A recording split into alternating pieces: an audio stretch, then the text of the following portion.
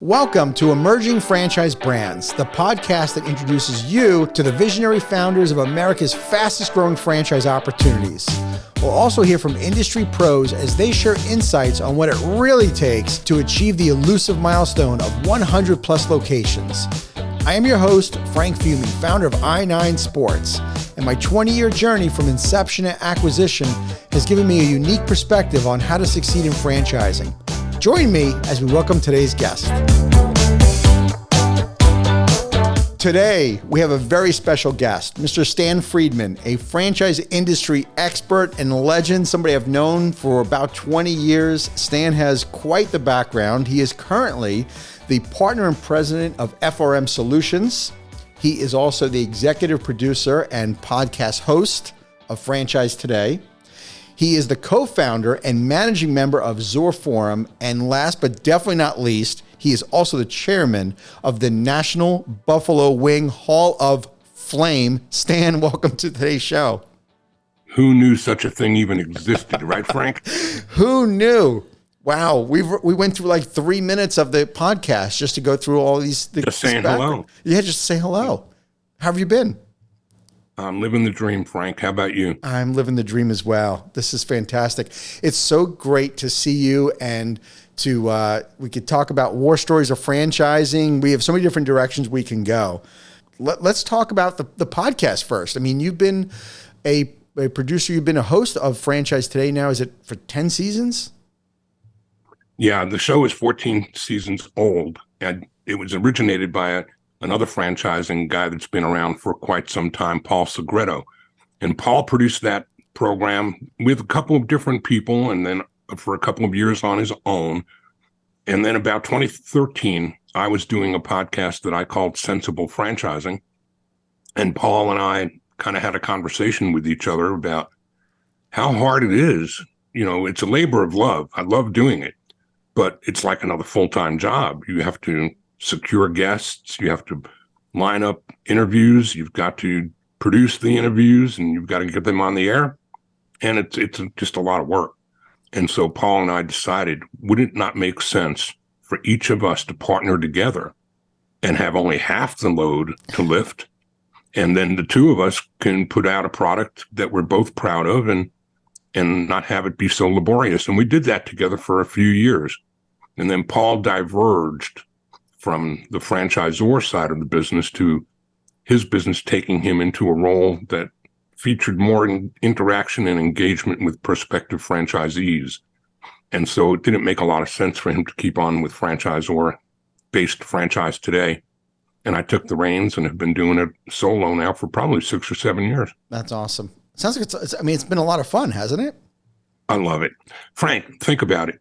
Where else can you go and have conversations with meaningful people who have accomplished things in the world of franchising?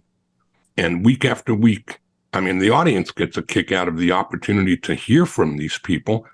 I get a real thrill out of the opportunity to talk with them. And what I do every week is exactly the same. It's all about franchising being an unintentional way of doing business.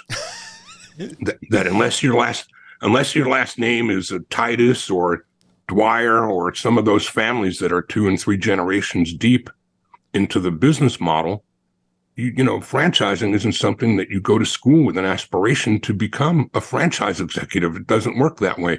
So you don't find franchising, it finds you. And each week I ask my guests to tell us what that looked like. When did that happen for you? What were you doing that got you connected in the world of franchising? And we begin the conversation that way every single week. Wow. And then we just walk up the road from that point of entry, that inflection point, to some of the milestones on the path and on the journey. And we find ourselves about halfway through a 30-minute interview, usually right about there. We take a break and come back and talk about the current day.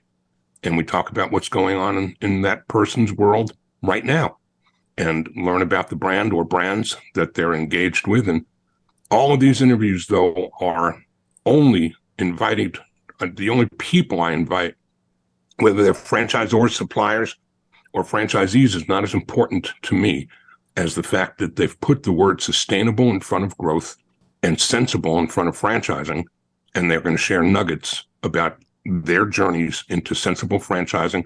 And each week the audience comes and expects that. And it's a thrill. I mean, it keeps me relevant. Sure, keeps me in front of a lot of people without having to jump airplanes to do it. I'm talking to executives every single week, 50 weeks a year. That's incredible. All right. Well, so I'm going to flip the script on you. I want to hear about your journey. Why don't you share? Because you're always asking people about their journey, how franchising found them. How did franchising find you? It found me in Fort Lauderdale, Florida in 1988. And I had been in radio for a number of years in broadcast, did everything that you could do except own one. And, worked in stations both in programming and promotion and sales. And my last job was in Fort Lauderdale. It was in sales on a news talk station on the AM dial and a sister classic rock station on the FM dial. And I was discovered by somebody who thought I was wasting my time in the fickle business of radio, which it is very fickle. It, every 13 weeks, another ratings book comes out. And there are knee-jerk reactions to the ratings. And so what was a punk station may now be a gospel station, maybe 13 weeks later be a country station, 13 weeks later be a news talk, and then it becomes a punk country gospel news talk. And what are you doing but spinning your wheels in that business? But I learned how to manage relationships with ego-driven people in radio. And my focus was car dealers. I called on car dealers and helped them utilize radio as a vehicle to really drive people to their showrooms. And I did it with promotion, and there was some software that the Radio Advertising Bureau made available that enabled you to see how much they were paying for these full page or double trunk ads in Miami Herald and Color.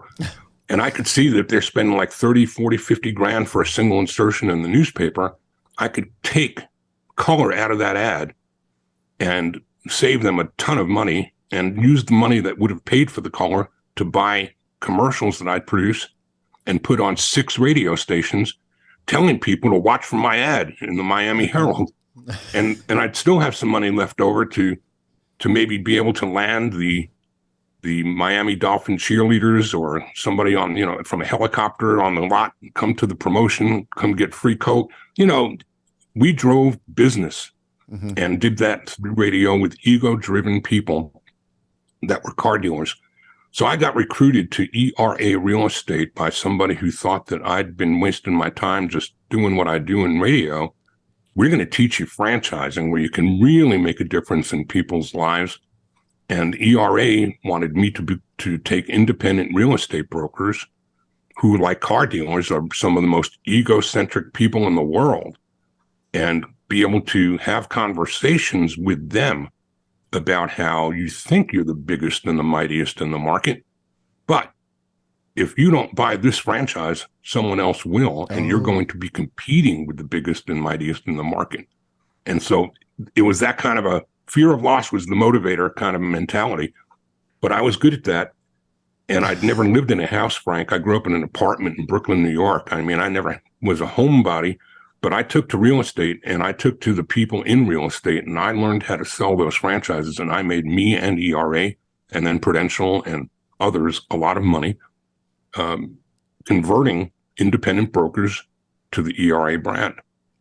And that's where I began in franchising. And then from there moved through to the more mainstream. I got into food with Blimpie subs and salads, and I became a partner in Wing Zone, which led to the National Buffalo Wing Hall of Fame becoming a part of my life. I got into ice cream with Maggie Moo's.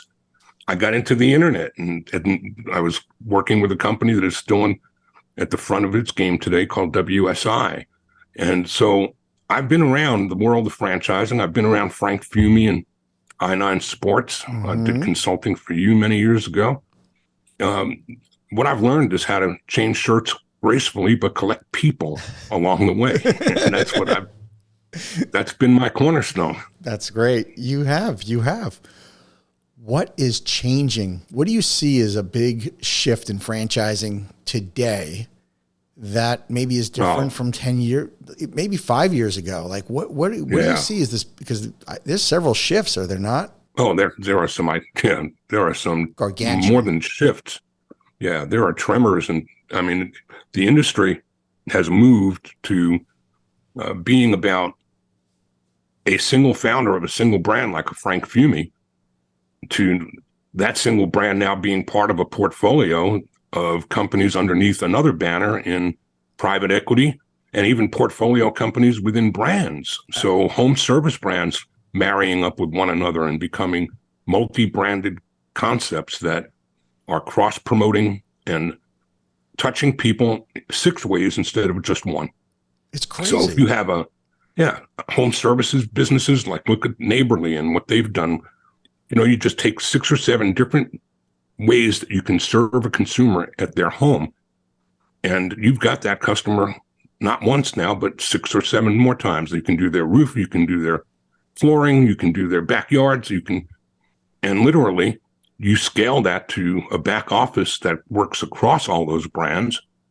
And so now you don't have 4 or 5 or 6 different sets of attorneys and marketing people and franchise development people. You've got one team in the back of the house driving all of the disciplines that are needed to drive the front of the house across those brands. So the economies of scale become really different than they used to be when it was just Frank Fumi with a good idea that he grew into a company that made a lot of sense singularly, but under an umbrella of companies now, or brands now, that are held by a company like Rourke. I mean, there's no end to where it's going. It's becoming a lot bigger a business. It's no longer a cottage industry. It's Right. become a really big business. In a very short time too. I remember Yeah. I can go back 5, maybe 6 years ago when we were going to do our initial transaction. I'll never forget that what I was told by the investment bankers back about 7 years ago is, these PE guys, they look for you to be about 5 million EBITDA before you get anybody's attention. And I just recently talked with a franchisor who said to me, "Hey, I'm part of a portfolio," and I knew, but at the same time though, Stan, he had just told me he was brand new, and I said, "How many units do you have?" And he says, "We have one franchise." I said, "You have one franchise unit and you're part of a portfolio?" He says, "Yeah, we just got bought out. It was a home service franchise." And that baffles me because here it was only 7 years ago that there was like milestones. You got to be like 5 million EBITDA before you get somebody's attention. Then it went down to 3 million, then 2 million. And now we've got somebody who I talked to that has literally one franchise unit and he's already, sucked into this umbrella. But I get it. It makes sense to me to have this rolled up and the centralized services. What are your thoughts though on long-term franchising? Is this a good thing, bad thing? How do you think this is going to shake out?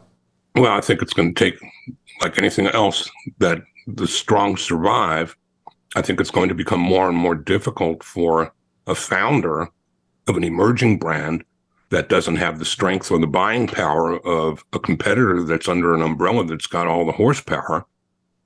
It's going to be a lot harder for that franchisor to successfully compete and attract franchisees when another brand in the same segment is under that umbrella and has supersonic speed behind them. They've got technology, they've got the investment for professional management behind them that the independent doesn't simply have a chance to compete against. So if I'm out in the marketplace and I'm looking for something that's in your domain, say something like youth sports, and the Frank Fumi I-9 Sports of the years gone by got it to the place where it became attractive to a private equity company. But if it were me as a prospective franchisee looking today to become a franchisee of somebody who was doing it your way in today's world versus doing it with the power of a private equity firm behind it, I'm going to see two very different things. And one of them is going to be a lot more attractive to me. And obviously we know why. True. I agree. I think this is, long term, it's definitely going to make it definitely survival of the fittest for sure, right? I think that the rolled up of services is a great thing because let's face it, as a founder of a startup, you can only afford what you can afford in talent. So I think that's going to help. I'm also curious though, do you think that this new trend, and maybe it's just really the new way we're moving forward. Do you think that we're going to make an impact on that statistic that 84% of all franchisors never get to 100 units? Do you think that's going to have a huge... Without a doubt, there are two reasons I say that. One is because of the resources that are available to the individuals who make investments now are making investments into businesses that have the management of professional management, professional tools. It should make for more successful outcomes, and more successful outcomes will lead to fewer failures, which scare people away from becoming a franchisee. So that should be very helpful. Things like Zor Forum, to kind of put a shameless plug in place here, but Zor Forum was designed for the emerging franchisor as well, to enable them to be part of a peer group like a Vistage or an EO or a YPO, and have a group of 6 or 7 others as part of a group that now have each other to bounce thoughts and ideas and notions off of, under the direction and guidance of a moderator who is a seasoned franchise professional guiding that group. Loneliest people in the world, Frank. I know you used to be one of them. An emerging franchisor is the loneliest person on the planet. Doesn't know what he doesn't know, and doesn't know where to go to find out more about it.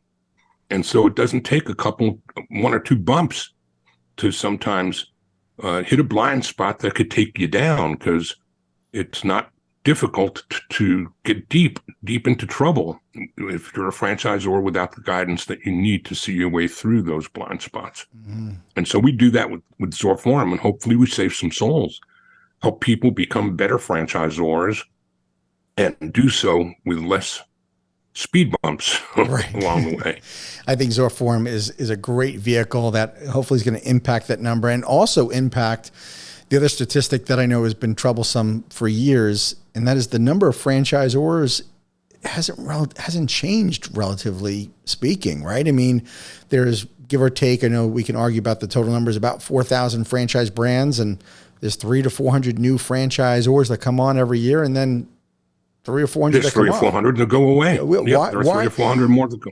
Why do so many of those go away? What do you think are the top 3 reasons why those franchisors stop franchising? Because there aren't really many answers to that question. There's probably 2 or 3. One is they shouldn't have become a franchisor in the first place. They were ill prepared. You know, the argument can be made that what's happened in the Z side of the business is now happening on the Zor side. It's gotten too easy to become a franchisee, and a lot of companies that and no hit on the FSOs, but they'll sell franchises for you, and an emerging brand gets himself tied in with an FSO that's going to get that franchisor ahead of his skis. They'll sell, and now he's got 18 or 20 units to open, and he doesn't have the staff to do it, and he doesn't have the horsepower to do it. So that leads to why the model that is changing and getting into the portfolio companies is such a good idea, because you now have better resources. But franchisors that shouldn't have become franchisors, but it was easy enough, it was cheap enough, and all they think is, wow, now money is going to start coming in the mail.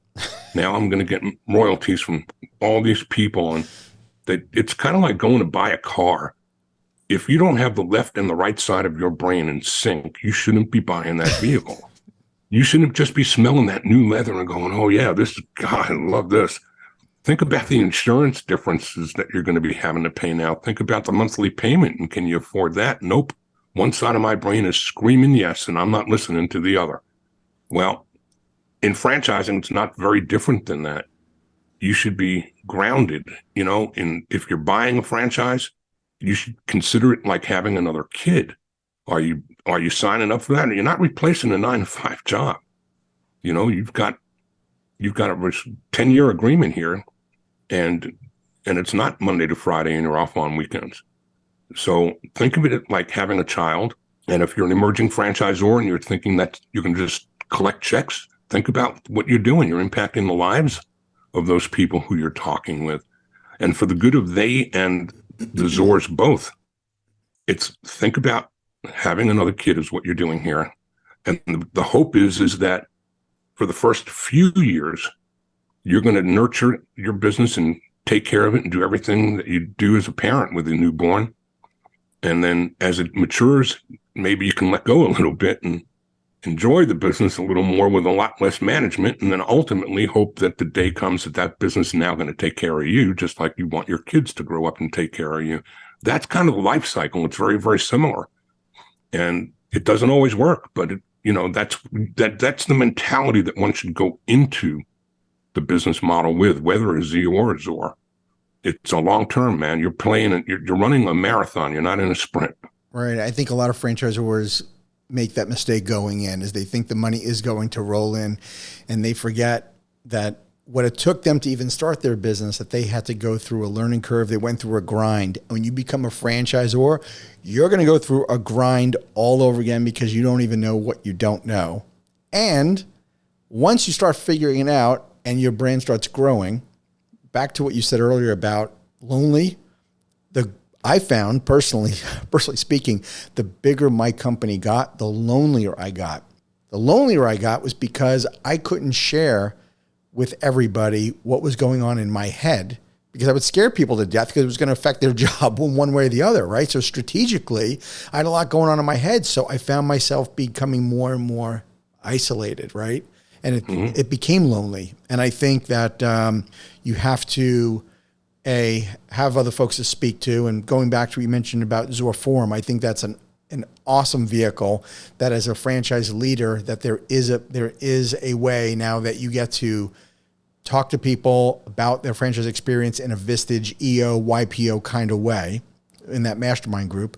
But also, just Stan, think about it. Look at the impact it makes on the franchisees. If the franchisor can clear his or her head and understand and learn from fellow Zors on what they went through, you're going to be so much better off. You're going to bring in the right franchisees. You're going to bring the you're going to bring in the right kind of talent. You're going to have the right kind of systems.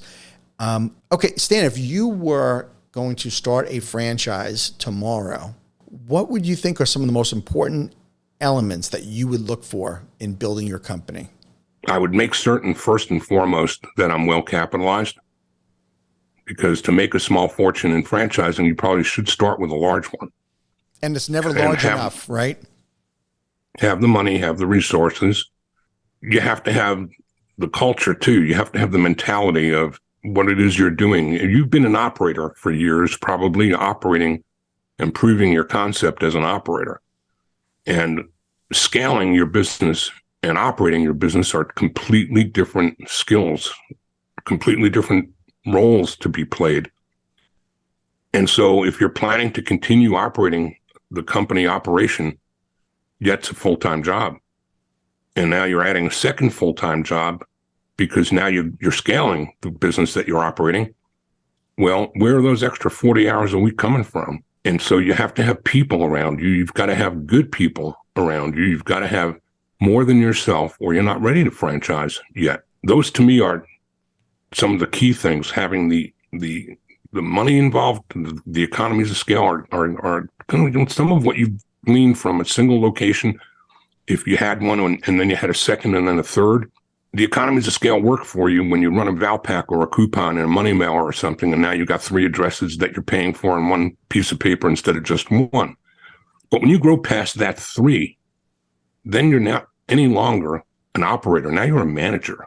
You've got to have managers. You've got to be able to work with people and build teams and have people looking up to you as the leader. It's completely different than the role of the operator. And so you have to have the mindset. You have to go in understanding that there's a cycle and it's going to be change, and your roles need to change. You can't get past 2 or 3 units and do what you used to do, because it's not your dad's old Buick. You got to change. You got to change and grow into the role that you're assuming. And so being prepared for all of that is really critical. It's not just that you have a great concept and it has great unit level economics. It's getting to scale is going to require professional management. It's going to require professional people that are as good at scaling as you were in operating the business that's proven to be worthy of becoming a franchise. So people and money and the right people, having leadership and the finances to go and grow. And to the point you made about the single unit that private equity was interested in, you're right. A few years ago, private equity didn't want to talk to anything under 5 mil. The due diligence that they had to do for anything less wasn't, juice wasn't worth the squeeze, right? But in today's world, where that single unit of that brand may fill a niche that's important to the franchise portfolio company to have as part of their recipe. And so they can bring that company in and keep the founder in place, focused on growing and being the face of the company, because they're not needing him any longer to do the back end, to do the things that they're already in place with resources and tools already in place. And so they can get it where it's going, and it makes more sense to them to have that as part of the recipe, no matter whether there's 1 unit or 50. They're not counting on the cash flow. They're counting on the puzzle piece that fills. So could I argue that if we're seeing this trend now of private equity taking on these brands at a much earlier stage, could you argue that innovation and uniqueness of the individual brand is not as important? Because is this a big boy? Are we playing with the big boys now where they're just going to throw money and people, and being unique or different as your concept isn't as important as being part of a home services umbrella? I still think that the basic tenets that make for successful franchises are very much needed, because you still have to have your systems, you still have to have your processes, you still have to have your workflow, you have to have your how many steps from the make line to the delivery window. You have to have all that mapped out, and you can't just buy the front of the house because it fills the hole. You may take the front of the house, you may take that brand with a single unit, and if it was constructed and contemplated correctly and has the ability to throttle up and do it because they did say the E-Myth way, then let it go. Let it rock and roll, and let it grow. That same single unit that didn't have any of those systems or processes contemplated, much less in place, and you're going to take that with or without a, you're just going to crash and burn it quicker with the private equity's infusion if they bought a turkey. You can't put lipstick on a pig and make it look and work better just because you want it to fill a hole. It's got to be real. And so the innovation is still necessary. The birthing of the concept for scale is still necessary. Cool. That's what I was getting at. I'm hoping that it doesn't dismiss the integrity that's needed in franchising, that you still at the end of the day have a solid brand that is run by a solid founder who has a vision, and that PE is not taking away the lifeblood of these franchise concepts, that the founder had a vision behind it and a dream and a purpose and great people that are part of the team. And they may not fit the role moving forward, because we know that, I could speak from experience. Unfortunately, I had some really, really good people that worked for me early on, but they weren't the right people to take the organization to the next level. And it hurts, because these people become your friends. And I would imagine it's got to be even more troubling if you're a founder that does become part of a portfolio where that some people are going to be pushed out, right, because of centralized services, or they weren't part of a right fit. It's just a function of the maturity, the maturation of the brand. Yeah. Founders tend to, at some point, they ring the bell when it comes to the Peter principle, which, all people strive to reach their own level of incompetency. And at some point, when you signed up to do what you did and you had the passion, that passion is the other piece that I think is really critical for a founder of any brand to have, second to money, passion. You got to bring your heart and soul into that brand and breathe life into it every day. But at some point as it grows, it's going to grow past your core competencies. And that's where it's time to say, I have to change my role.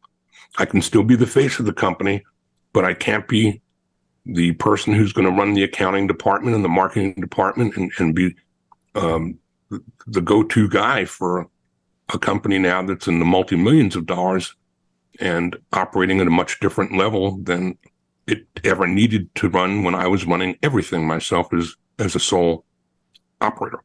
So it's maturity. Mm-hmm. And it's hard because founders typically are very passionate people and they're very, very protective of the brand. It's like the father of the bride, you're giving away your kid. Yeah. And that's a hard thing for many founders to live through. I know I watched you live through it. It's tough, but what I learned back in maybe around 2008, I learned that if you really love your company, you give it what it needs. And sometimes that means it needs something more than you. Because it's not about right. you. I'm sorry, but sorry, founders that are on this listen to this podcast. Sorry, if you really love the company, you have to give it what it needs. And the company was never about you. And I think that's where they get in their own way. I haven't been doing this podcast very long, but I guess probably 80% of the episodes that I've recorded so far, I have said this, that hiring for your weakness is the number one thing. It's almost like a mantra that I've said on so many of these episodes. It is an issue where we get in our own way and we need to hire the people who we need to hire for our weakness. And hiring that COO or hiring that president is a huge leap a lot for these founders because they're swallowing their pride, right? And they're saying, absolutely, I'm not it anymore. How early is too early in Europe, or when is the right time when that founder often makes that leap and says it's time to hire a COO or president? I don't know that there is a time that you can put into a linear fashion. I think the time is as you're starting to feel the pinch and feel the need for professional services. You're growing out of things that you started with. That's another thing I would strongly recommend, that emerging franchisors, when you bring on resources, like in my world at FRM with CRM, don't start with something that you're going to grow out of. Start with something that has the ability for you to grow into it. And you don't have to swallow the whole elephant all at one time, but start solving for whatever the problem is at that stage of growth that you're in. And do it with something that will not require you to wreck and rebuild, in 2 or 3 years because you've grown out of it, the tool that you bought because it was less money or it cost less. Think about constructing a building. If you're building a skyscraper, you don't want to be up 8 stories and then find out that there's been a design flaw and now we have to fix it before we can go up, but we also have to go back down. You don't want to have to do that. Don't be that guy. Start with a tool that you don't need. It's more advanced than you currently need. And you start with it and start with it in a fractional fashion that you can then add on as you're growing. Your needs are going to be evident, whether it's in operations, it's in finance, it's in royalty management, it's in supporting your field reps, whatever it is. Have a tool that will enable you to add those modules to the overall platform so that you're not getting 8 stories up and having to wreck and rebuild. Right. Tell us a little bit about FRM Solutions. FRM is a really dynamic. In fact, it's so dynamic that it's built in Dynamic CRM. It's Microsoft's Dynamic CRM, which is then further customized and built completely with workflows and fields that make sense to you if you're a franchisor and make no sense to you if you're not. So it's out of the box, right out of the box. It's about 75 or 80% of the way there for those things that are relevant to managing relationships with prospective franchisees, with existing franchisees, with legal and compliance, with learning how to become a franchisee for a prospect. It's all there, built and baked into an out-of-the-box solution that would have taken years more for any individual to try to contemplate and create. And that's the thing you don't want to do. You don't want to find yourself spending time trying to build something that's already there and available to you, that out of the box can provide 75 or 80% of the need. And then you customize and further it, you customize and you further configure it together with us as your server or a Frank Connect or whoever it is that you purchase the CRM product from. But too many people want to create too many things. You know, we know that franchisees are not ideally coming from the entrepreneurial world. Better to suggest that somebody who's entrepreneurially spirited and wants to mitigate risk by having platforms around them and services that are proven, but they still want to be in business for themselves. Well, franchisors are entrepreneurs, and too many times they just want to hold the clay and mold the clay and do everything their way, and they don't get out of their own way soon enough. And there again, it's not a timeline issue, Frank. You can't say when it happens. It's more the things that do happen. And for you, it may have been a core competency may have been in sales, and for some other founder, maybe it's finance. Maybe for another one, it's ops. So to the point you made about hiring for your weakness, you do the things that you can do as well as they can be done, and get others to do that same level of competency in the things that you're not so good at. And the time to do that is not the same at every brand. It's when you hit that wall, you'll know it.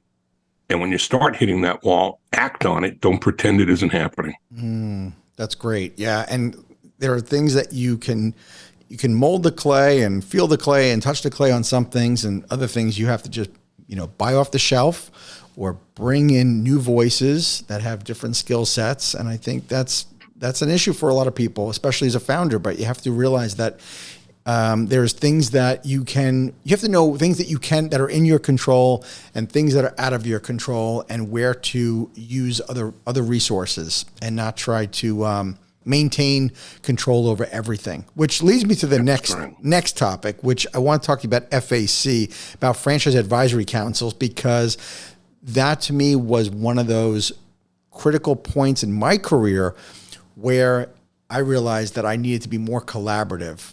And most franchisors, we start out where we don't listen to the franchisees when you start out, right? You're teaching, and then you say, okay, I need an FAC. So I create an advisory council where I appoint people because it's early on.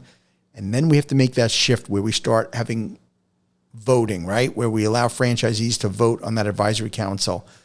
Is that something, tell me what your thoughts are on when you see those advisory councils really come into play. When is it the right timing for a franchisor to be more collaborative? Because when you're first starting, it's hard to be collaborative, right? It's kind of one-way teaching. I think that advisory councils are good things to form when you've got a nucleus of people that are around you that you can't. There's a dichotomy, I guess, in trying to get advice from the people who bought to be advised. They kind of scratch their head going, well, I bought a franchise so that you could tell me.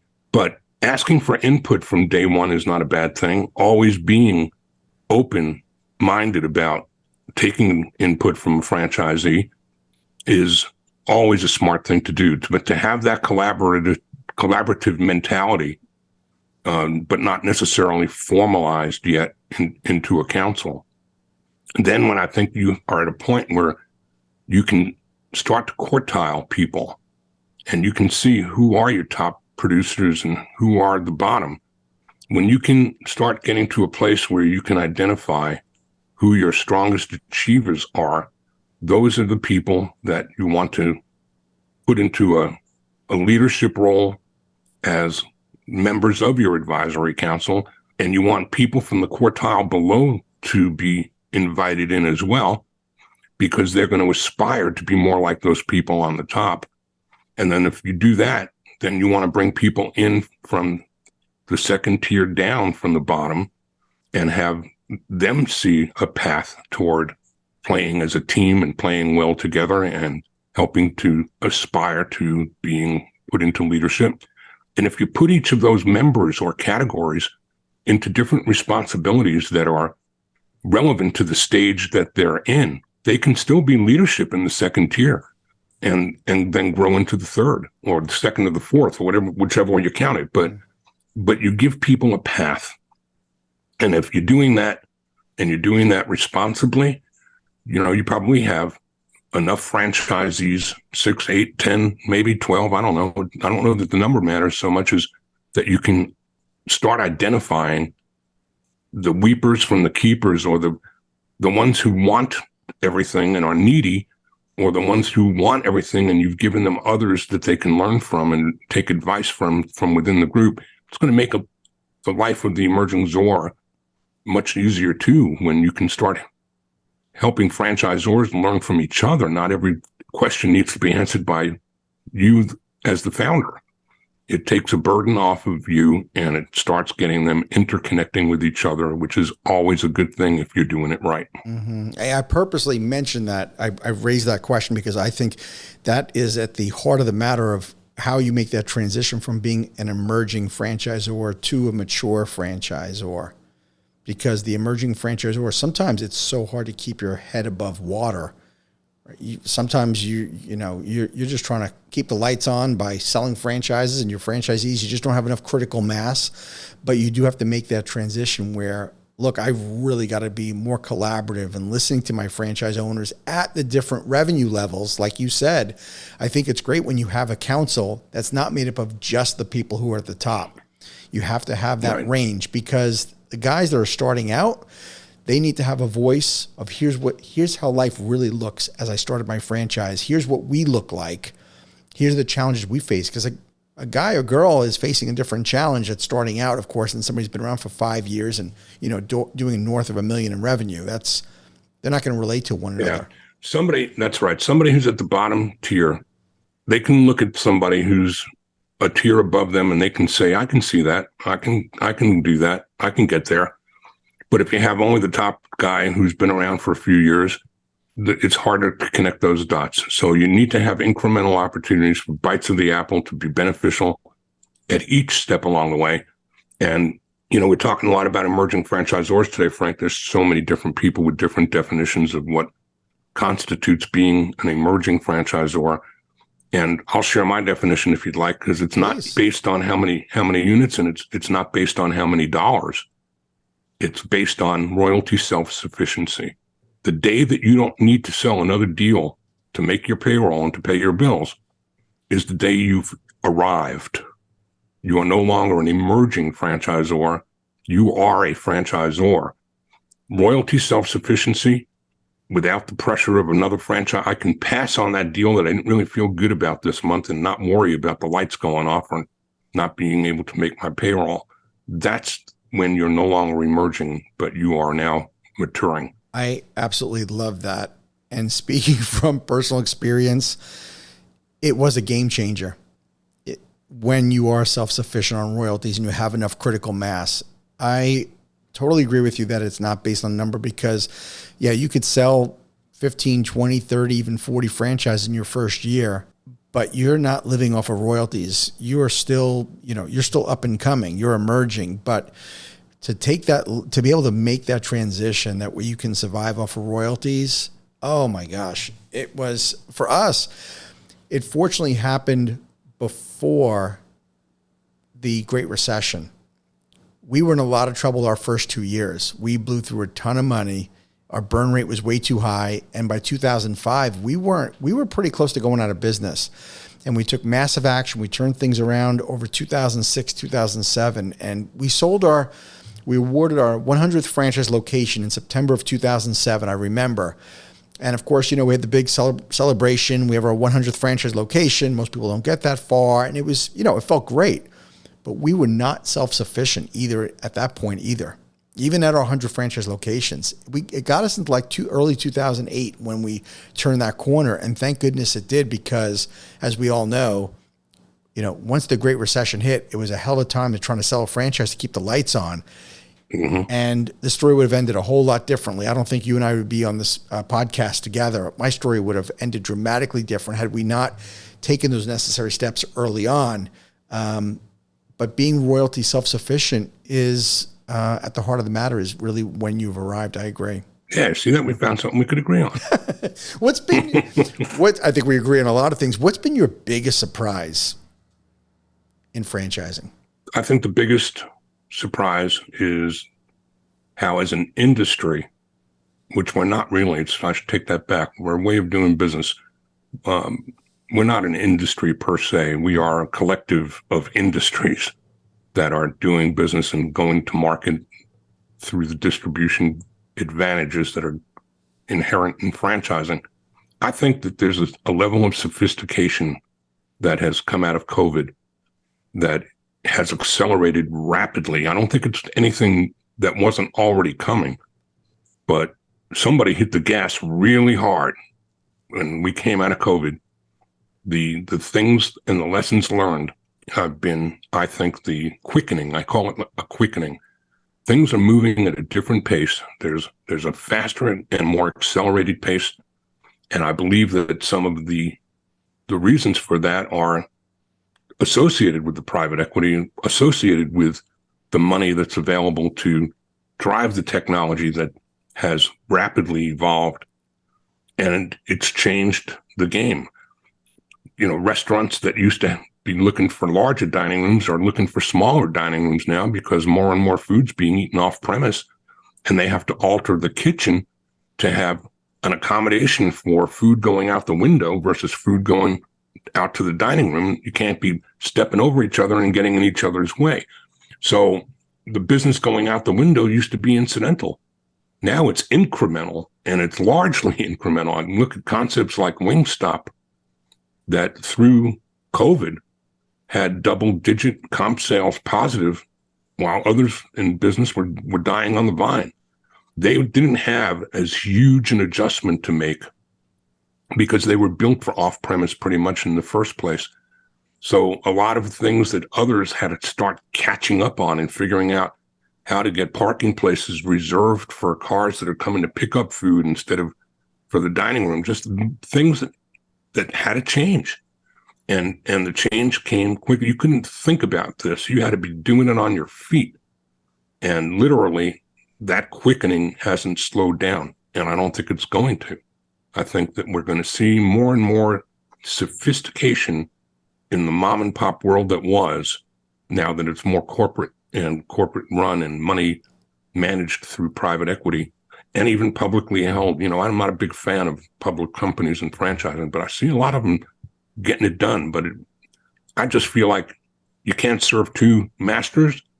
In my mind, your fiduciary and primary responsibility as a franchisor is to your franchisees. But if your franchise is publicly held, there's a conflict there in my mind because you've got shareholder responsibility, which doesn't always align with stakeholder responsibility. And who do you look to first? Yeah. So I just think that there's a tug of war in public companies, but there are a lot of them, and there are some that say they manage it well. That if it's not good for my franchisees, then it's not good for my shareholders either. Mm-hmm. So, but even then, so what if that same question were raised, but instead of saying if it's not good for my franchisees, it's not good for my shareholders. It's not good for my shareholders, it's not good for my franchisees. Well, which one do you look to first? If you had a choice to make, where would you make it? How would you do it? Yeah. There's a conflict. There's a conflict there that you can't, you hope you never have to resolve for that, but it's a burning question as to how you do, because you've got two levels of responsibility and they're both primary. Mm-hmm. And doing what's right is more important than doing what's popular. I could say that I fortunately was not in that situation where I had to answer to stakeholders in private equity. And maybe this is also a lesson for founders that are listening to this, that you have a couple of paths to take. You don't necessarily have to be that founder that becomes part of a platform portfolio under an umbrella, because you are going to have to, there are great advantages to it, but you're also going to have to start listening to somebody, to your stakeholders, and there's going to be rules to follow and covenants. And if you're really a trailblazer, maybe it's to go the other way and to stay the course, grow it on your own, and maybe create your own umbrella of companies, your own portfolio. I think too that the same way as you as a franchisor have decisions to make about who you invite to your brand as a franchisee, think the same way when you're looking at private equity, because they're not all built the same. Oh, that's great. Some private equity companies are built like Focus Brands is crazy. They built to hold, and others are building for 5-year flips, and they have different agendas.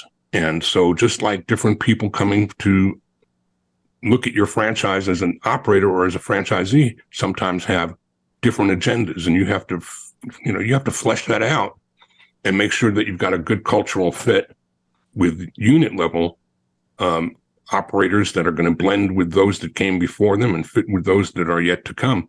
But think of it that way too when you're considering private equity and interview four or five or more, because you're going to see that there's a cultural difference and the agendas don't always align. Totally. And it's not about the maximum money. It's also about the culture and fit. And what is your role going to be moving forward? Are you leaving or are you staying on? My first transaction was with LNC Partners. They're out of Reston, Virginia, and they were an incredibly great partner. They realized the value in our team, that we knew how to make the machine run, and they were the money folks. And there was resources there where they helped us. They gave us some guidance, but they basically left us alone. And it was a great fit because they were involved just enough. And I know that there is some other PEs out there where they want to take, control over it, and that's their right. Look, if they own it, they can do whatever they want with it. But I think the founder needs to decide if they're going to stick around or not. That's a very big decision that they need to make. I'd say I'd take a quote from another great author, Stephen Covey, and I'd say begin with the end in mind. Yes. Know what you're wanting to accomplish before you set upon just chasing that next shiny thing that's waving a lot of money at you. Definitely. If you were going to give advice to a brand new an entrepreneur who's aspiring to franchise their business, this is a new world we're living in. What words of wisdom would you give? Careful what you wish for. Make sure that you know what you're getting into with your eyes open wide. Not just, again, it's the balance of the left and the right side of the brain. Just understand what you're doing and why are you doing it. What's your motivation for doing it this way? You can't answer someone's prayers until you know what they're praying for, whether it's as a franchisor, whether it's as a franchisee. Just really digging deep into the way of getting into the business and franchising is challenging. It answers some opportunities that would otherwise not be available to you. Maybe you don't have the capitalization to go out and do it yourself and build company-owned stores, but thoroughly know what you're doing and understand not just in the moment what it is you're doing, but the impact over time and the changes over time. Know what you're signing up for. It's not for everyone.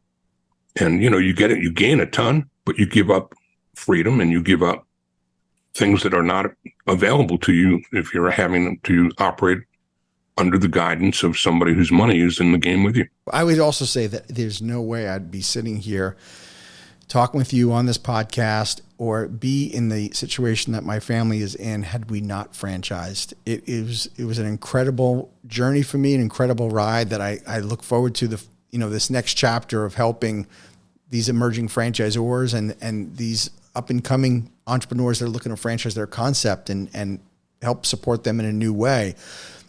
But there's pros and cons to franchising by all means. But if you can give up a little bit, there's a lot you get in return for sure. Amen. Cool. Yeah. So Stan, here, if you could, let's plug a few things so people can find you. First off, if you're a franchisor, tell Zorforum, how do they find out about Zorforum? Simply go to zorforum.com, and everything you can want to know about it and the benefit that it can bring to you is found there. And if you're interested in becoming a franchisee of Zorforum, bring a life's worth of franchise experience, and maybe it's another feather in your quiver if you're a consultant or you're in the franchising space and not directly as a franchisee or a Zor, but serving franchising and you're a pay it forward kind of a mentality, you'd be certainly interested in checking out the opportunity that we provide as franchisees with us. That's great. And what about if I'm looking for a great CRM tool? Tell us about FRM Solutions. How can we find out? Easy enough. It's frmsolutions.com, and that'll get you started, and you'll get a look at all the things that are advantages that are inherent in having a tool that you can grow into. And last but not least, The podcast, Franchise Today. Everybody that's probably listening to this show has heard Franchise Today already, but where can they find Franchise Today? I would send you to my other website, which is my personal franchising website, sensiblefranchising.com. And at sensiblefranchising.com, you'll find links to all the pieces and parts of those things that tie me together, from the National Buffalo Wing Hall of Fame to my podcast to diversity, and all the work that I've done as a consultant as well, all ties to that site. So you can find out everything you want to know outside of the Zort Forum and FRM. You'll find the rest of the recipe right there. Stan, this was awesome. Thank you so much for spending time with me today. It was great catching up, and I look forward to seeing you at a franchise conference soon, man. Always a pleasure, Frank, and thank you. I appreciate the opportunity to do this with you. Thanks, Stan. All right, I'll see you soon. Thank you for tuning into the Emerging Franchise Brands podcast. For additional insights, guest applications, and to stay connected, visit us at efbpodcast.com. The Emerging Franchise Brands podcast is for entertainment purposes only, and the views expressed do not necessarily represent those of Emerging Franchise Brands, its host Frank Fiume, or Emerging Franchise Group, LLC. Any discussed franchise or investment opportunity requires thorough investigation, obtaining proper disclosure documents, and expert consultation before making any investment decisions.